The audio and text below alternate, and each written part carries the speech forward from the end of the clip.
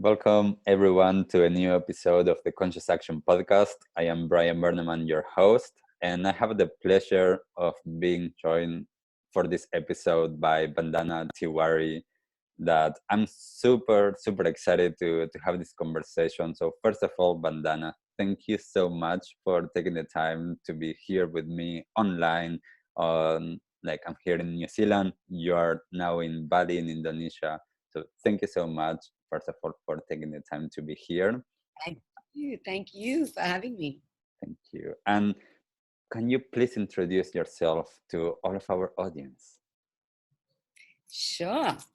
I am Nepalese. So my mother and father are from Nepal and they moved to India. I was born in Sikkim, which used to be a little kingdom in the Himalayas, very idyllic and beautiful. So I have a deep connect with, of course, Nepal because it's my heritage, and India because that's where I grew up. And so I feel I'm beholden to say that I'm grateful to both the countries. And now I live in Bali. While I was in India, I worked with Vogue magazine, Vogue India, for 13 years. I was part of the founding team that set up the magazine at a time that India was booming. And well, this is COVID times, nothing is booming, but at that time it was. And the luxury sector was opening up. So Vogue magazine launched at a very critical time of heightened consumerism and development of India. And so I had a great time. I had a great time working in fashion. It was a joy to work and be able to interview incredible designers. But then I moved to a jungle in Bali, where I live now, because a lot of things changed in my life, personal, professional, emotional, spiritual. And Bali was gifted to me by the universe to take time out to focus on the things that I really love. And that we'll get to as we talk. Wonderful. And it's so incredible. I always love having conversations with individuals that have multicultural background and understanding how that shapes us. Like, I know I am from Argentina, but my family comes from Europe, and we have a background of like being from a Jewish family and all of these different cultures, and then traveling. And I always feel, like cultures are so enriching for us, and the more that we can learn and the more that we can understand each other, like this is incredible. Absolutely. I love this world, which is now getting more and more culturally cross-pollinated, right? Even in terms of our genes, not just in terms of cultures. And if you lived in Bali, you would see that it's full of people from all over the world. And I cannot tell you the thrill of saying I met someone from Serbia. My new friend is from Tunisia. And it sounds so exotic. And I'm not trying to stereotype any culture, but we're not exposed to that much in our real lives. So I feel very blessed being in Bali. It's insane. Countries that have been collecting stamps, when I was a child. Mm-hmm. Mongolia, I had a stamp collection. I was a philatelist. And now meeting people from there, I'm like, oh my gosh, tell me everything about your country. Tell me, what do you eat? What do you do? What did your grandma say to you? So I love that. That's amazing. And I wanted to ask you, in terms of, how did you get interested in the world of fashion? How did you get interested in journalism? Like, were those things from childhood, or did they come about later? Well, I'm sure a lot of it began as in my childhood, because I went to a boarding school up in the Himalayas in Darjeeling, which was so romantic. It was a Gothic architectural beauty that we stayed in. It was a Catholic convent. As a born Hindu, I went to church for 10 years of my life. We were children in pinafores and pigtails, praying to Mother Mary and lighting candles and sitting on strangers' tombstones and writing poetry and reciting Lady Macbeth's speech facing the Kanchenjunga. So when you grow up with that kind of imagery, I think it made me want to be very descriptive and imaginative in my life. And perhaps that's the reason I became a writer. But in terms of education, I did my master's in filmmaking. So I was trained to be a film director. But I wanted to be a documentary filmmaker. And when you're studying that in India, you just got to be in Bollywood. Otherwise, you don't survive. And that wasn't my scene. So I joined Discovery Channel. But unfortunately, I didn't get to do much work there because Discovery Channel was new at the time, and they would fly down 20 Americans to come and shoot in South India. And I was the shy girl. Forget that we were all really good at what we did. We studied really hard and topped our master's program. And so I was so bored, I used to read old scripts from the archives of Discovery Channel, and I found 5 which were related to fashion. And they were amazing, amazing scripts. The title of one was Fashion and Gender. The other one is Fashion and Sex, Fashion and Politics, Fashion and Economy. And I'm like, oh my God, clothes actually say that much? So yeah, out of sheer boredom, I educated myself in fashion history. And then I just started writing for like $20 for a newspaper. I think it was $20, 500 rupees. Yep.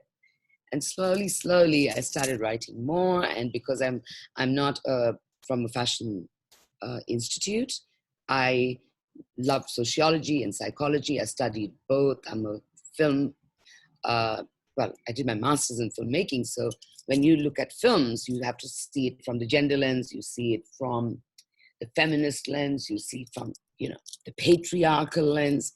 So I started looking at clothes in that way. And so I got a chance to write about clothes and what it means to real people and what it means, what it says about the economy, what it says about a psychology, what it says about patriarchy.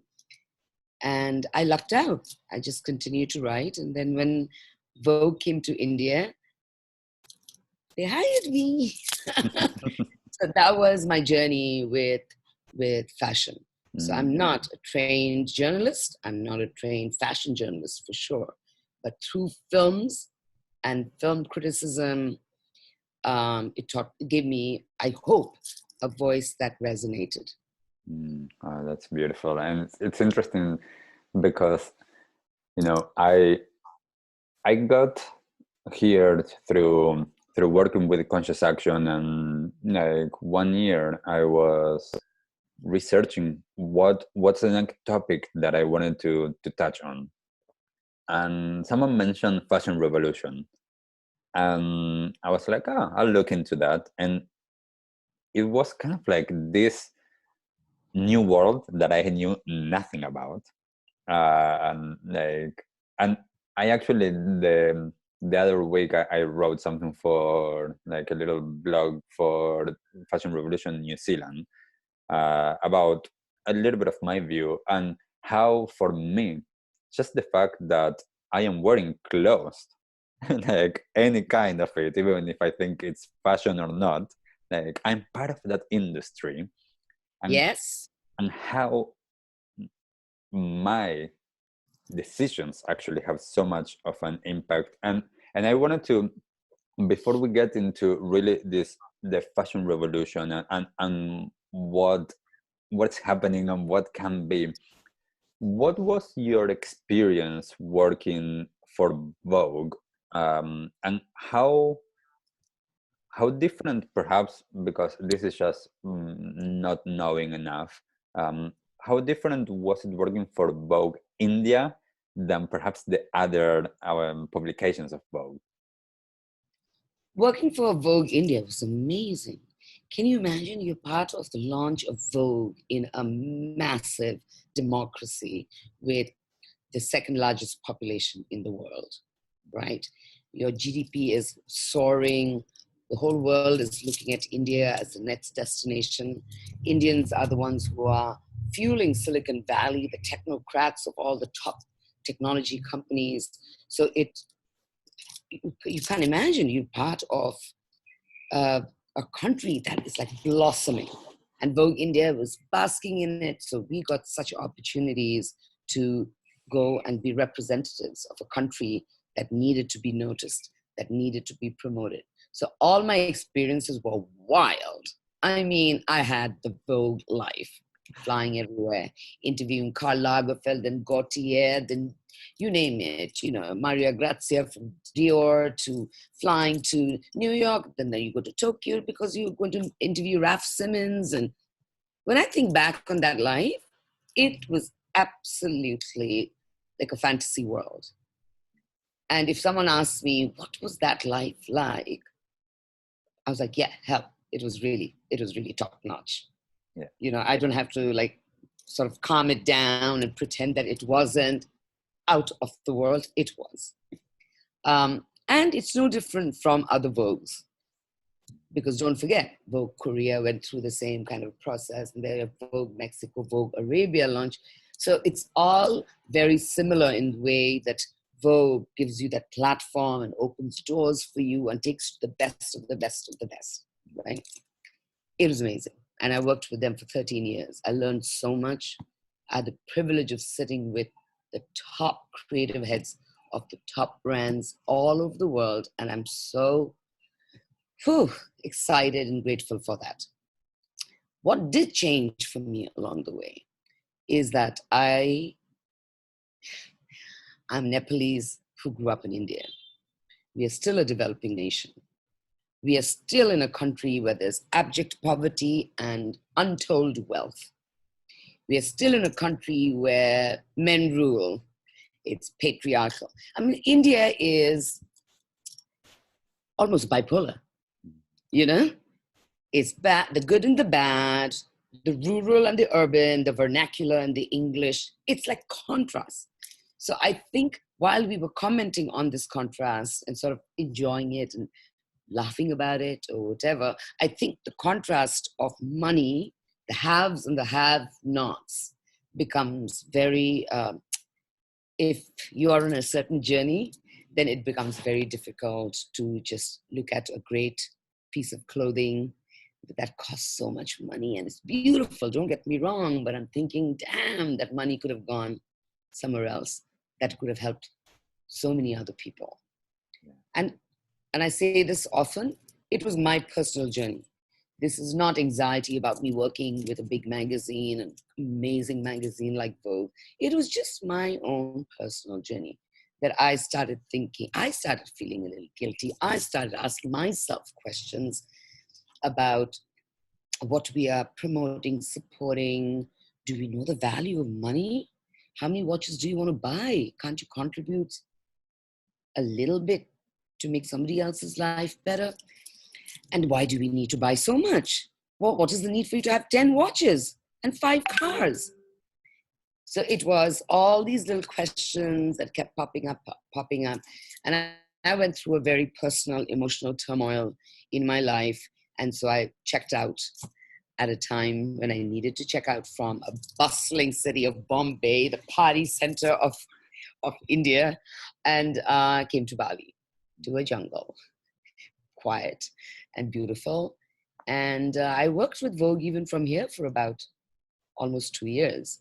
But the organic shift had already started. Yeah. You know, it had already started.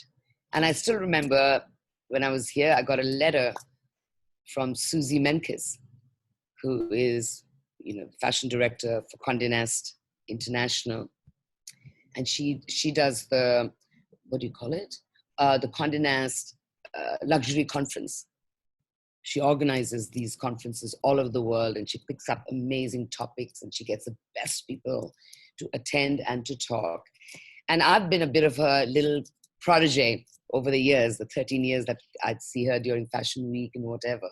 I admired her work tremendously when she wrote for the International Herald Tribune, which is now part of New York, it's now New York Times.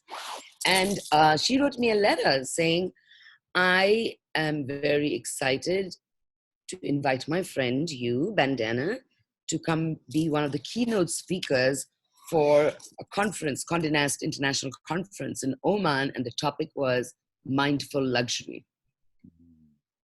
And that's when I started researching how we can use Mahatma Gandhi's principles in the luxury business.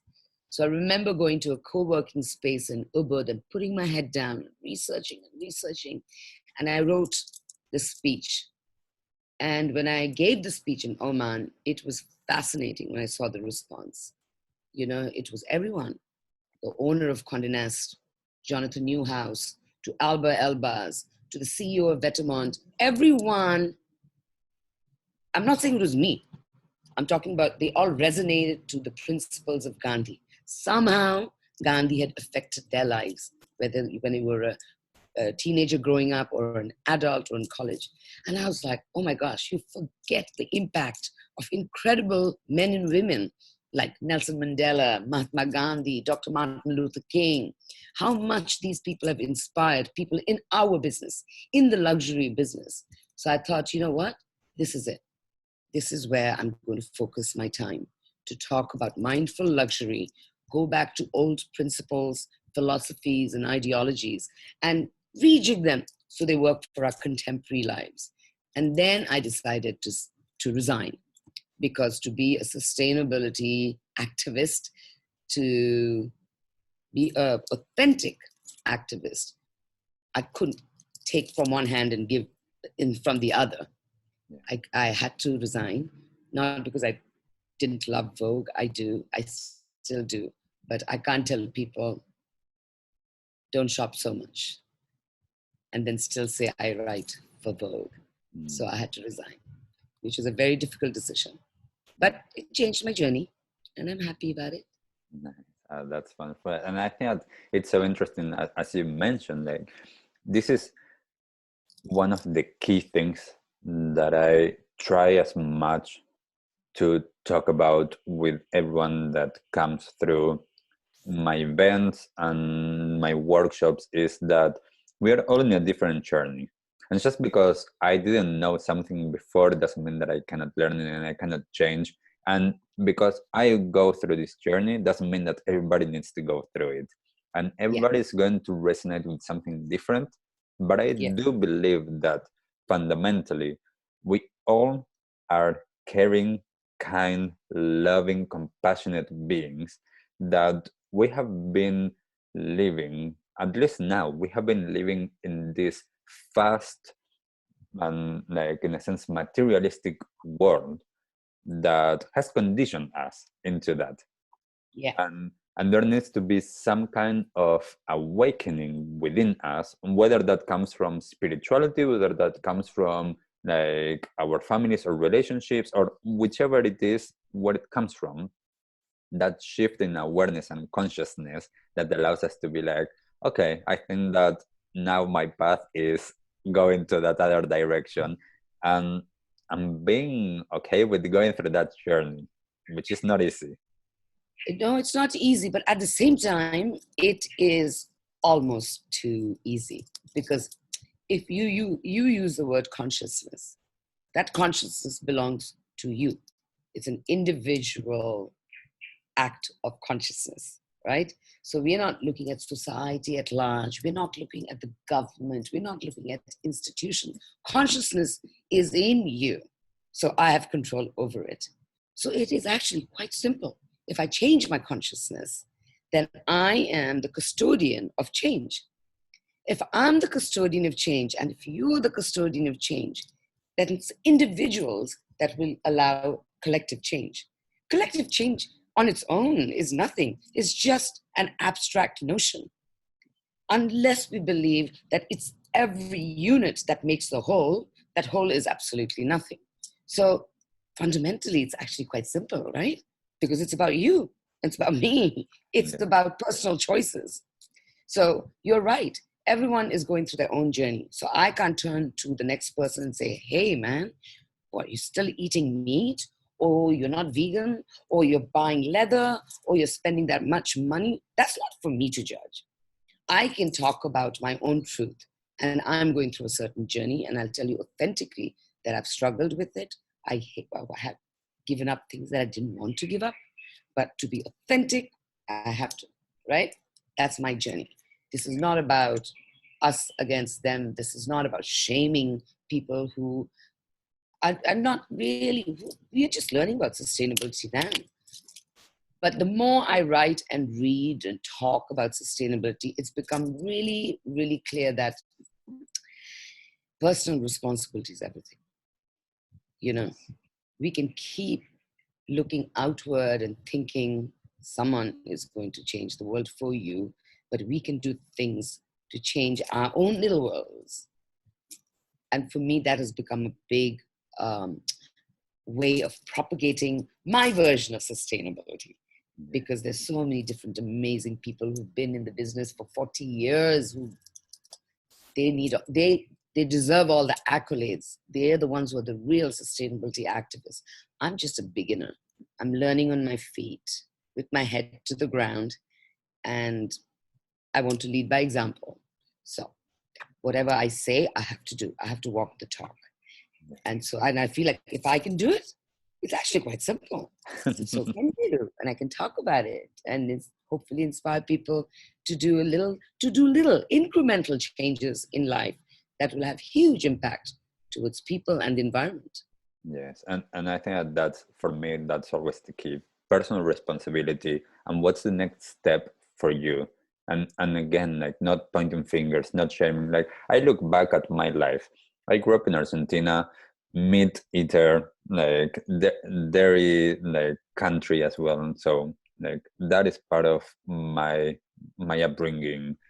Super materialistic, because that was just, that was the case. Like, we travel to the US and we buy stuff, and we just, like, have stuff. And I remember coming back from traveling, and it's like, now I have all of these new toys, all of these new shoes, all of these new t-shirts, and no idea about, where it's coming from, who's making them, why are they so cheap that we can actually buy all of that stuff. And then, like, being in my room, and it's like full of stuff.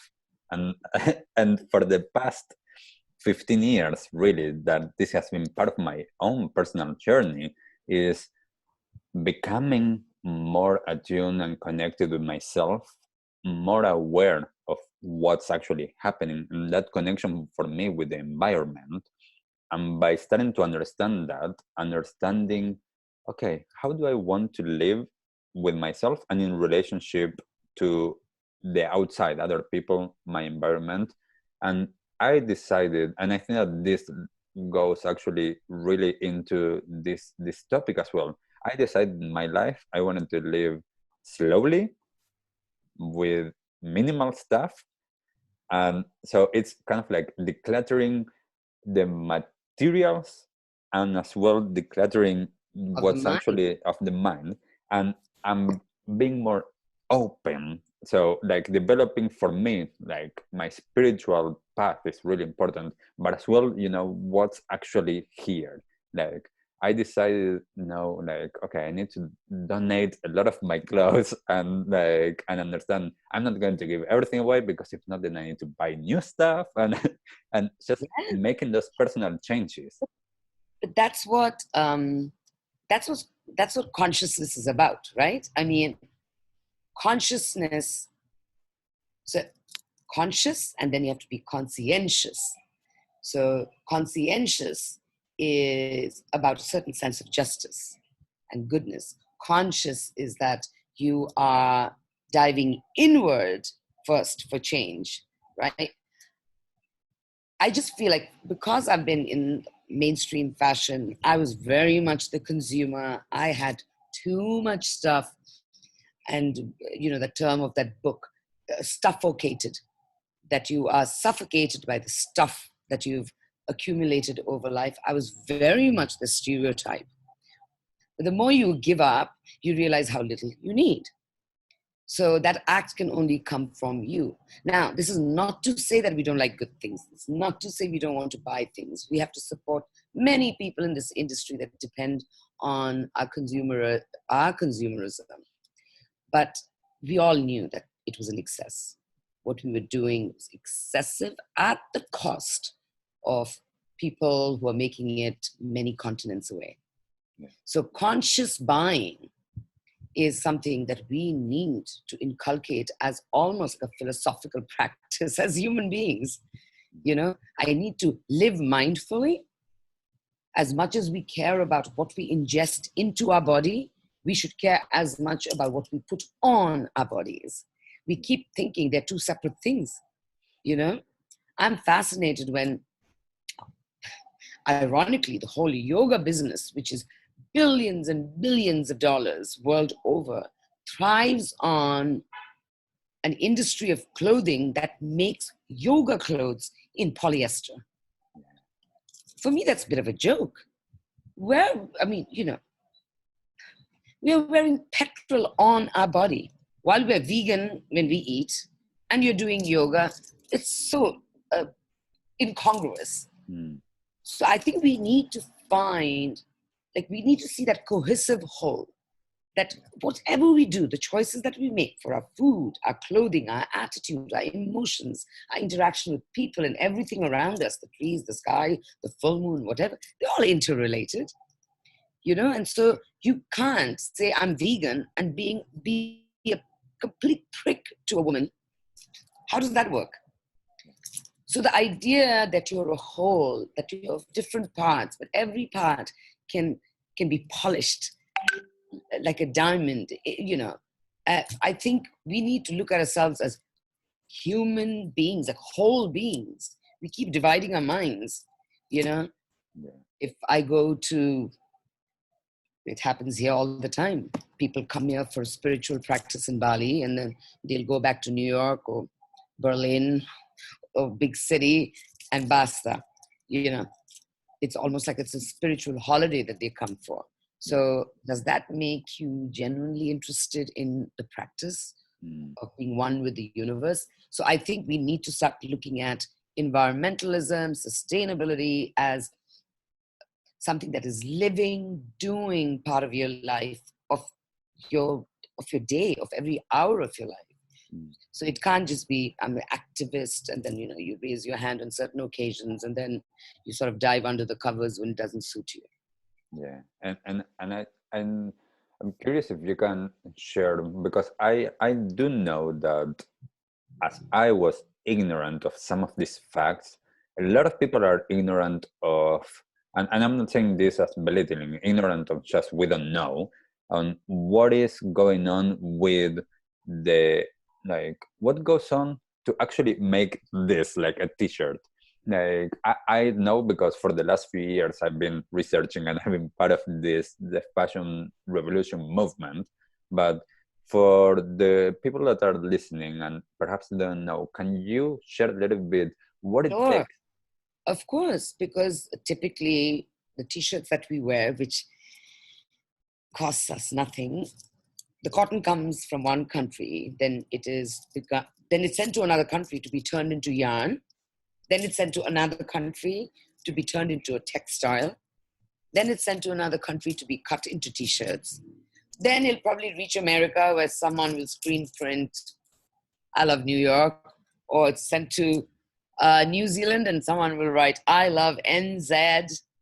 And then we'll pay $2 or $3 for it to wear it once, throw it away, then it goes to a landfill or they're burnt.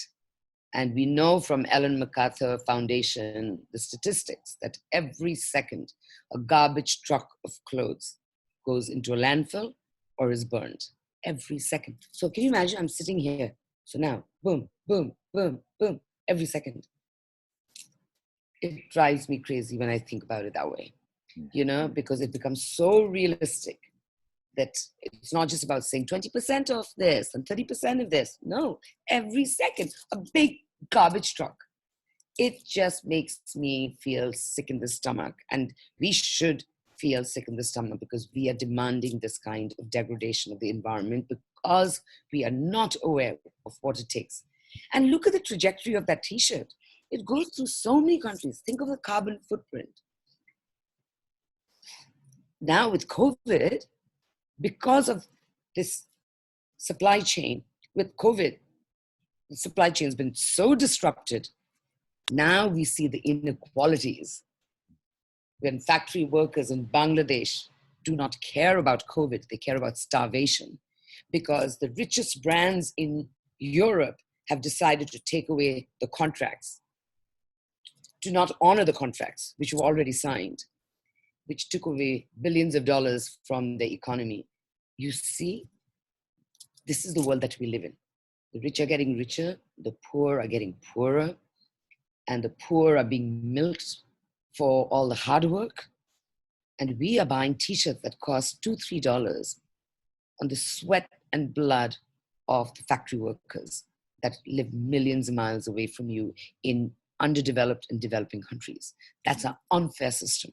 And it was already there.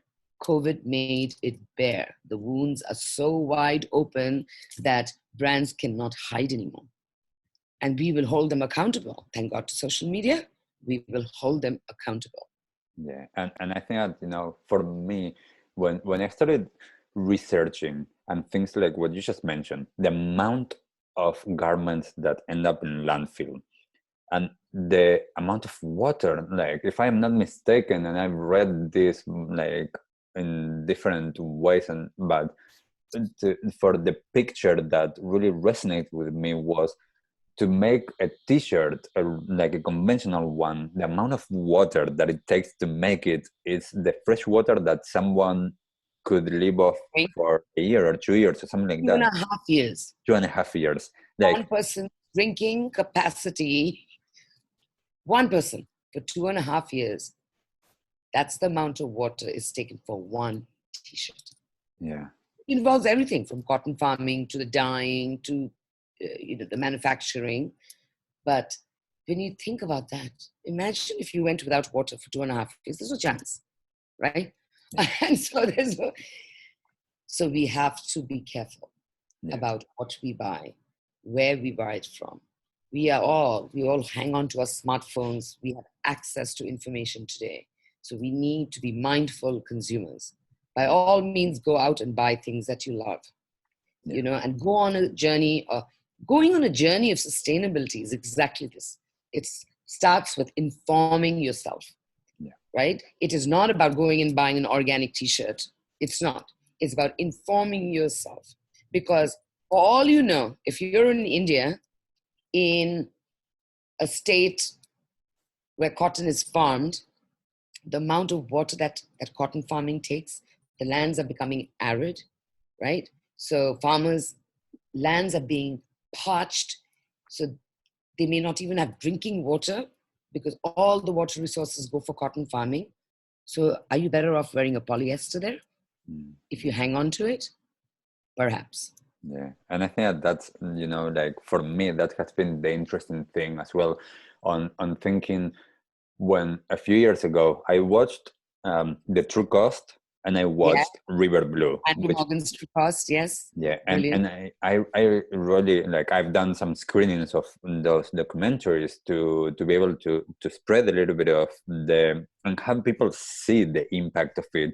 And one of the things that I would love for you to share a little bit your thoughts is, so we have people in Bangladesh, in India, in a lot of these underdeveloped countries that they Vietnam, do rely, Cambodia, Pakistan. yeah, oh yeah, they rely on us consuming, like, but how can we make sure that their working conditions, especially because this is mostly women and kids that work doing this, how can we make sure that we consciously decide to consume something that is worth it, but that in their supply chain people are being paid a fair wage and there's not the level of modern slavery that we have now? Because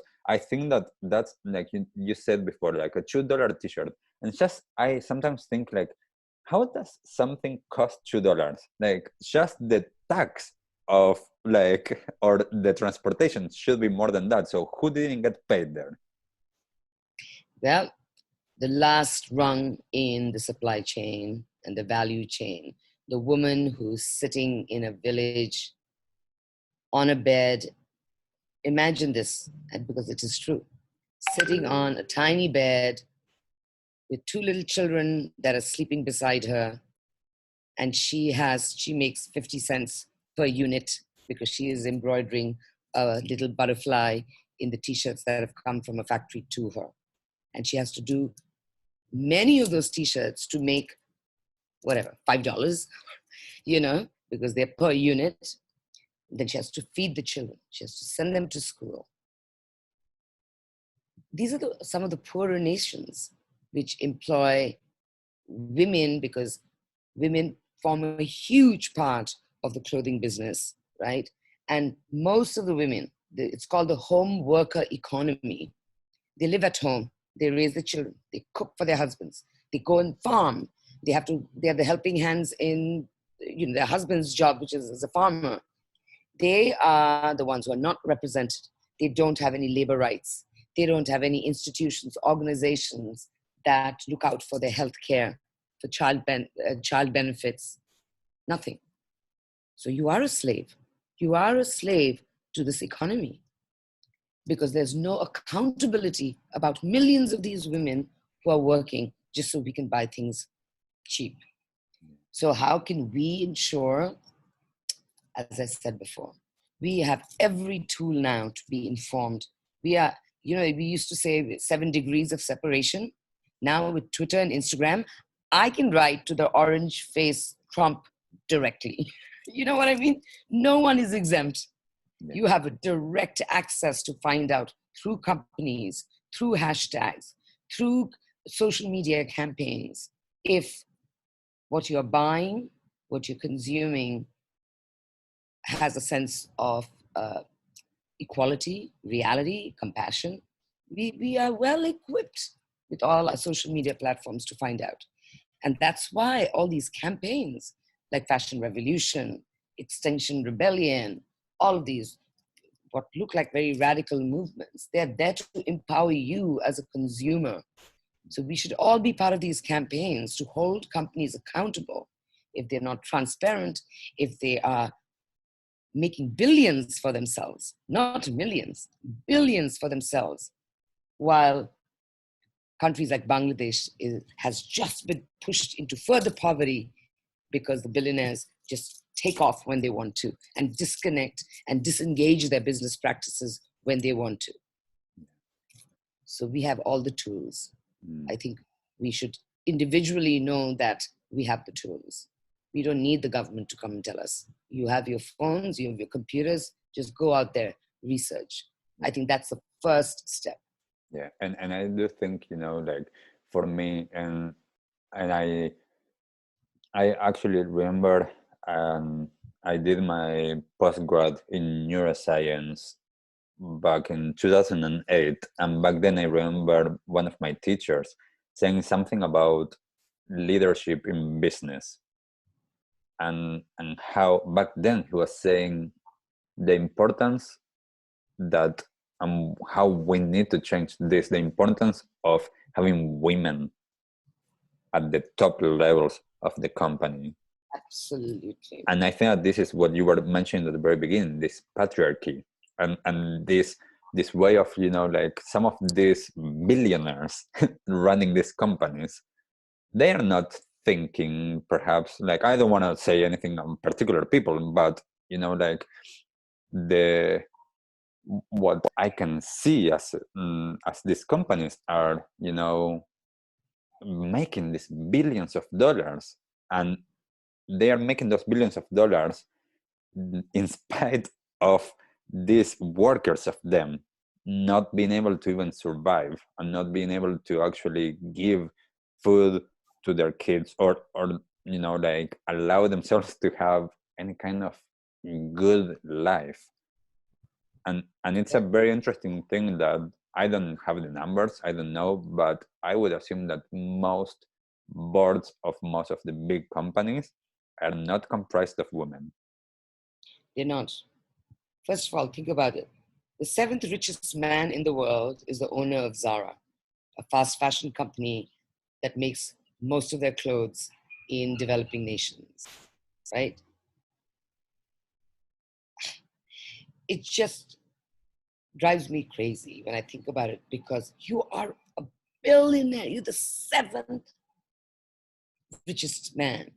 And I remember there was a time, I think it was in Copenhagen Fashion Summit, which is a summit on sustainability, which is brilliant. The wonderful, inspiring activist and the founder of EcoAge, Livia Firth. She's literally in a panel with fast fashion companies, the CEOs or their sustainability directors or whatever. And she would just say, forget all the stuff. Why don't you just pay more to the workers? You can keep going round and round and round the circle. The ultimate question is, why can't you pay more? So they have a better life. You know, they have children. You think it matters whether you're poor or rich? Parents want the best for their children. So where did we become so inhumane in thinking that we are the only ones who think highly of education, highly of love, of having familial ties? Everyone in that part of the world that we keep saying that part of the world, they have the same sentiments. The humanity is the same. Their love for the family is the same as you and I feel. So why don't you just pay more? I mean, I loved her candor and how she would just ask the question straight up without going, like instead of scratching your nose like this, she'd just go straight up there. Yeah, like I remember seeing that. Yeah. I wanted to ask you, I've seen some of your talk, and I think of your talks and your writings, and I think that I love the way that you mention and you use the story and the life of Gandhi in relationship to fashion. And I wonder, can you share a little bit more of that, and what have been the things that you think that are important to get everyone to learn about that? Right. So, what a journey I've had with Gandhi. I mean, I keep saying, Gandhi, you changed my life, man. I mean, yeah, I have such anecdotes about Gandhi. I remember I went to Gujarat, which is the birthplace of Gandhi, and I bought books about Gandhi because there's a whole Gandhi shop in the airport, and I bought a whole bunch of books. And then when I reached Bombay, some doofus decided to run off with my shopping bag, but he must have thought that there's something like seriously expensive in there. And the CCTV camera later, when I went to the airport police, they showed the guy who opens the bag and he sees it's all Gandhi, Gandhi, Gandhi. He was petrified because it's like stealing the Bible, right? And he dumped it and took off. And so it was quite hilarious. And I remember doing an Instagram post saying Gandhi saved me because my computer was in there, all my work was in there. Anyway, so Gandhi was an activist. I mean, he was the biggest political, social activist, spiritual activist. And so, he started out being a lawyer, and then he when he came to India, it was colonized at the time by the British. So his clothing journey is very much because he was born and raised during the British Raj, as we call it. He wanted to be a gentleman, like he wanted to be very Western in his three-piece suits, and studied law in English and gentrified. But when he goes to South Africa, there's a big turn in the way he looks at his clothes, because in South Africa, there was a big Indian population that was very mistreated by the government. They were the indentured laborers who didn't have the right to vote, completely marginalized in that government. And so he fought for their rights. I mean, it's a long story, so I'm going to keep it short. And he fought for their rights. And in order to understand the suffering of the common man who was struggling, being beaten up and what have you, he decided to change from his Western clothes. And he wore what's called the Indian kurta, which is the white tunic, and the dhoti, which is the white sarong. And that was a turning point, because it was the way he could show the world, the way he pivoted from being very anglicized to becoming more Indian in the way he understood the suffering of his people. By the time he gets to India, of course, India is in the throes of colonization, been robbed of its wealth. The country is suffering. And that's when he tells his countrymen, that, abandon, throw away, burn the clothes that come from the mills and the factories of England, because those were clothes made with Indian cotton that the colonizers would buy very cheaply, ship them to England, turn them into what could be fast fashion, and then bring them back to India and sell at a huge margin, which was unaffordable for Indians who were already suffering under colonization. That had killed the village economy of India. Let me tell you, India was so rich when the British arrived. It was so rich that it contributed. The global GDP of India at the time was, I think, about 26%. One country, the global GDP. By the time colonization was over and 100 years of India being pillaged by the British, it was less than 3%. So from being the crown jewel of the British Empire, India was left in shambles. So when Gandhi went there and said, burn the clothes that come from the factories of Lancashire or whatever, he realized the poorest of the poor didn't even have clothes to wear, leave alone burn. That's when he gives up all his clothes and he wears the iconic loincloth. Every time we think of Gandhi, it was bare-chested with just the khadi, which is a hand-spun fabric, white cloth wrapped around his waist. And that made him look like what Winston Churchill very mockingly said, that half-naked fakir. Fakir meaning the poorest of the poor. And Gandhi took that as a compliment. He said, now see, my moral transparency is apparent in the clothes that I choose. Because if you think I'm poor, that's because I represent the poor. So, of course, I'm paraphrasing what he said, but the idea that he literally wore his ideals on his body. And it was a journey, the sartorial journey. And Dr. Gonsalves, who wrote a phenomenal essay, he calls it sartorial integrity. That how we wear clothes and why we choose what we wear has to have a moral integrity, which you can project to the world. And so it was the beginning of my journey with discovering Gandhian philosophy. And then when you start deep diving into Gandhian philosophy, then like, damn, there's so many things that we can apply to our luxury business, to our fashion business. And so there were certain principles, for instance, the most profoundly simple but all-pervasive is ahimsa, which means non-violence. Non-violence in thoughts, deeds, and actions. And he himself, Gandhi himself said, ahimsa, or non-violence, is not a garment that you put on and off at will.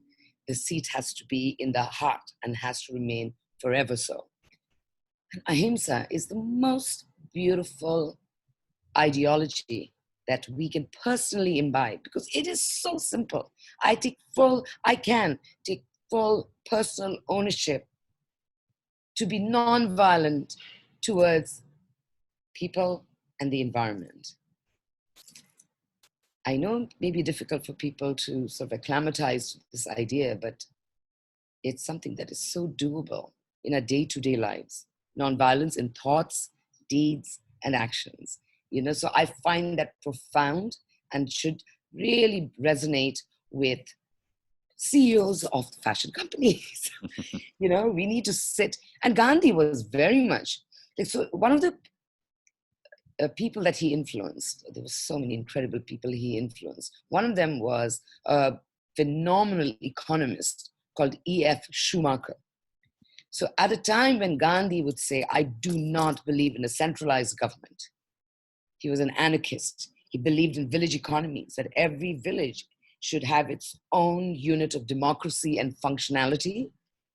And they are independent, and then, and they trade amongst themselves, but they were self-sufficient units. And those units, when they are strong, the whole becomes strong. And what is the whole? The nation becomes strong. And that's why India was so rich before colonization.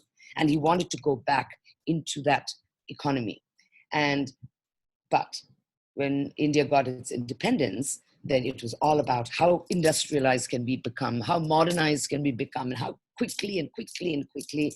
And so he would be looked down as someone regressive, having these regressive ideas about economics at that time.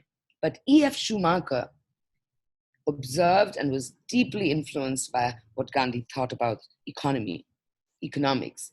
And he called Gandhi the economist of the common man, of the poor, because he knew exactly what he was looking at and how to uplift people, and which later got converted into what's called Buddhist economy.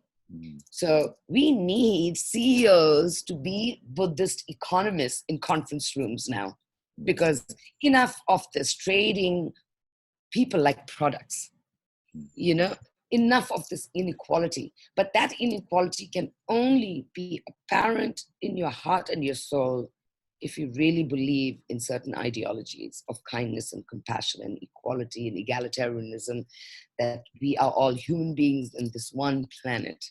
Yes. And you cannot pillage somebody else's sense of equality for the benefit of just a few, not the many. So we need Buddhist economists, I'm convinced. Yeah, that should be taught as a course. Yeah, and as well, like I think what you're just saying about villages and the power of villages through these times with COVID, which I do think, with all of its challenges, there are still a lot of opportunities. And how can we get back to empowering the local villages and the communities to actually build themselves up? And how do we get back to that? Because I do think, and like in places like India and some other places where, as you were saying before, there's this sense of, it used to be this craft, like Yeah. women that and some men that have this amazing craft, and they would make amazing garments. And when like I got, for example, like this t-shirt. This is from We Are, and I love We Are. I love what the brand stands for. I love what they do, how they do it, and I know I'm going to actually take care of this t-shirt. Yes. See, It's we've just said expensive, but exactly. yes. Sorry to just go back to what I was saying. When you're saying, how do we make change as consumers? You're doing exactly that. You're not, everything that you did, every other person can do. You found out what the company is about, what they stand up for, who they pay well. You want to look after it. You're not going to throw it away. That is your personal choice. It was, so this replicated over and over again. So it's not something that we can't do, right? Yes, definitely. Yeah, and I know, no, we could be talking here for hours and hours and hours, but I'm going to try and bring us towards a little of and then with a few questions that I would love to know from your perspective, is some of the questions that I ask to all of our guests. What is one resource that you would recommend to others? Oh, so many. Do I have to choose only one? You can say a few. I'll say two. Ellen MacArthur Foundation. They've done such an incredible job. I've heard her speak. She's phenomenal. And go to the website. It's ellenmacarthurfoundation.org. There's so much information out there. The other one is EcoAge, which is, the founder is Livia Firth. Again, they're on the ball, and very interestingly written articles and researches and test runs that have been done, and reports. It's a massive resource that all of us have access to. Fashion Revolution did a study to actually, I think, account for like which are the brands that are doing good. And so that's also another amazing resource. Yes, wonderful. And for people that are interested in this, and when people ask you if you have only one tip that you can give them, what do you say? Buy less. Buy less, and buy things of value. When I say value, it's not about buying your third Rolex. When you buy something that is made well, and you know where it's made, how it's made, then you know your money is going to the right places, right? When it's cheap, that's when you should really worry. So buy less because we don't need that much. But spend your hard-earned money on buying things of value, and that value must trickle all the way down to the person who sews the button. Beautiful. And what has been your latest small act of kindness? My latest act of kindness is quite funny, shall I say it? Yes. So I may get into trouble, but anyway. So, the brand Gucci, which is a very admirable brand. They're very kind, and they sent me an email saying, "We know you live in a little jungle, but we're sending you a gift." And clearly, it's a Gucci bag, right? And I was like, over here, really, I'm in flip-flop shorts and a t-shirt. But I was thinking, I'm very grateful for the gift, but this is COVID times. So I think what I'm going to do is, this obviously going to be from the new collection. I'm going to put it up for an auction, and I'm going to donate all the money to a wonderful orphanage in Bali. Ah, that's beautiful. Wow. Yeah, that's a beautiful action. Wow. So important, like, to actually understand the reality and then using that for something doing good. That's so good. And what is the one thing that you would wish everyone in the world knew?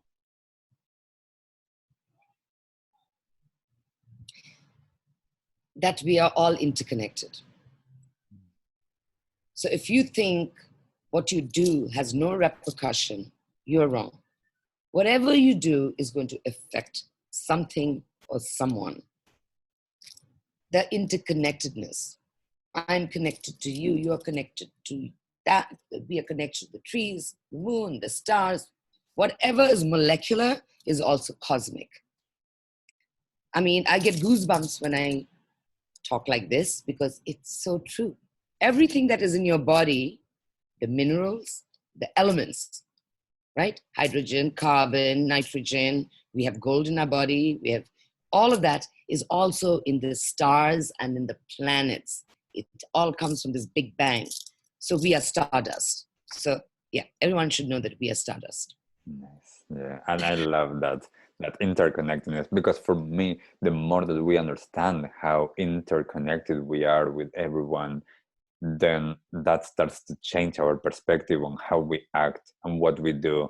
And basically, for me, and this is why conscious action it's such a big part of what I want to bring into the world, is that understanding that we are all connected, and my actions actually matter, your actions matter, and our actions are going to create this ripple effect with others. Yes.